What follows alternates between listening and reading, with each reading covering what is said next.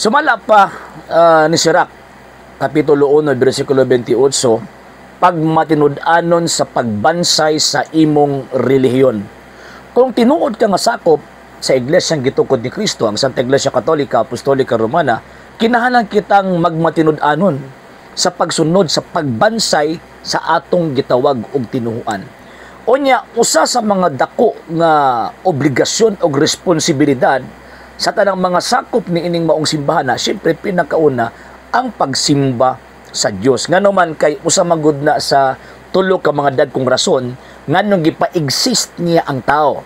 Tulo magud na, number 1, to love God, number 2, to worship God, number 3, to obey and serve God. So katong to love God mo ito yung number 1. Then siyempre ang imuhang pagsimba ang atoang pagpadayag sa tong gugma mo ni ang atoang tawag ini pagsimba ngadto kaniya. And siyempre ang simbahang Katoliko na ay sugo nga kinahanglan nato simbahon ang Ginoong Dios. Ilabi na sa adlaw sa Ginoo, adlawng Domingo.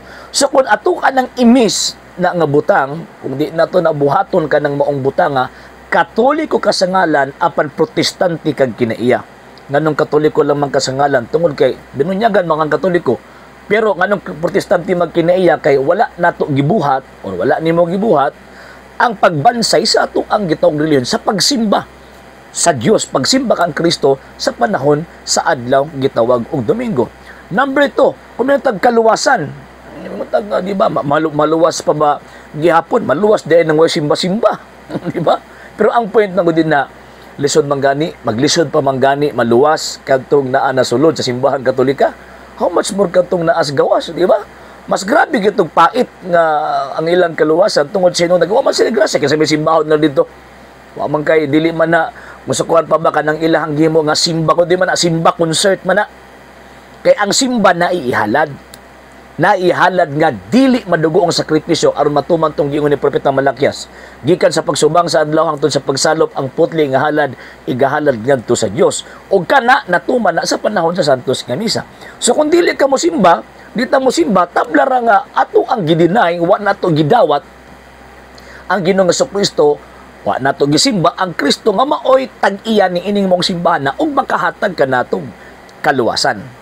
So mo lang nga Katoliko lang kasingalan pero Protestante ang imuhang gitawag og pagtuo. And lastly, madam, wala ko kabalo ug sa imuhang tawag ini nga pagtuo. Pag naa ka sa relihiyon nga tinuod, ginapaningkamutan ka pagtudlo kung unsa ang tawag ini nga kinabuhi nga subay sa kabubuton sa Dios nga nagtukod ni ining maong relihiyon. Kung magbuhat ng dautan, atuan ng choice. Kung magbuhat ng maayo, atuan ng choice. Kung choice nato, gipili nato nga mosunod ta kang Kristo, mosimba ta kang Kristo, mubanseta sa atong relihiyon, atuan ang gipili. Kaya ato amang gisubitan ang atong kagalingon ngadto sa Dios. Apan kung bisan pag naa ka sa tinuod nga iglesia, apan gipili nimo nga mahimo kang dautan, magbuhat kag mga butang supak sa kabubuton sa Dios, ikaw ni manubag sa Ginoo ni ana. Nga naman ikaw may nagpili. Di ba ikaw may nagpili? So kanang gingon nimo nga dili mo simba, sila nagpili nga dili sila mo simba, pero ang simbahan kanunay nagaampo ngadto sa Dios, ang simbahan kanunay nagaawhag nga buhaton ang pagbansay sa gitawag og pagtulunan or teaching sa relihiyon nga amo ang gitawag og gipasakupan. So mo na giingon nga ang Dios mihatag sa kaluwasan pinagi sa iglesia. So kinahanglan naton dawaton. In what way? Simbahon nato siya. Dawaton ang mga sakramento aron makadawat tag hingpit nga kaluwasan. Bisan pag gibargain na sa Dios ang kaluwasan ug di kita makuha, mo sa grasya gyapon ang atong alag bisan pag naa kasulod sa simbahang gitukod ni Kristo. Bisan pag naa kasulod, kung wa ta nagmatinud-anon sa ato ang gibuhat, tablara nga ato ang baruganan sama sa mga dili Katoliko. Nahulog ba nga naunta kasulod pero imong unahon ang imong gibuhat kadto magibuhat og unahon sa mga dili Katoliko. Kay ang tinuod ng Katoliko maningkamot, butang atong term nga paningkamot kay mga dagma man ta, maningkamot sa pagtuman, maningkamot sa pagsunod sa kabubuton sa Dios nga gisubay sa pagtulunan sa Santa Iglesia Katolika, Apostolika, Romana. Unta na nahatagan na kong tubag ang imuhang pangutana. Sa hindi pa po nakapag-follow sa mga pages po natin, i-follow nyo po yung mga pages po natin, RJ Horolanciano II.TV, Argumento page, Kuya Apologies TV page, and RJ's Vlog 2022. And pwede rin po kayo mag-send po dyan ng Facebook stars. And also, sa ating po mga channels, sa hindi po nakapag-subscribe, subscribe po ninyo yung mga channels natin: Dalay Catholic, Apologies International Official, RJ Sanado II TV, Kuya Apologies TV, and Barrio Kawayan Religious Forum.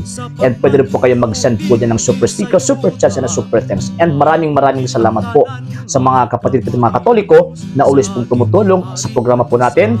Maraming salamat po. Nang dahil po sa tulong at suporta po ninyo, ang programa pong ito until now andito pa rin po sa social media.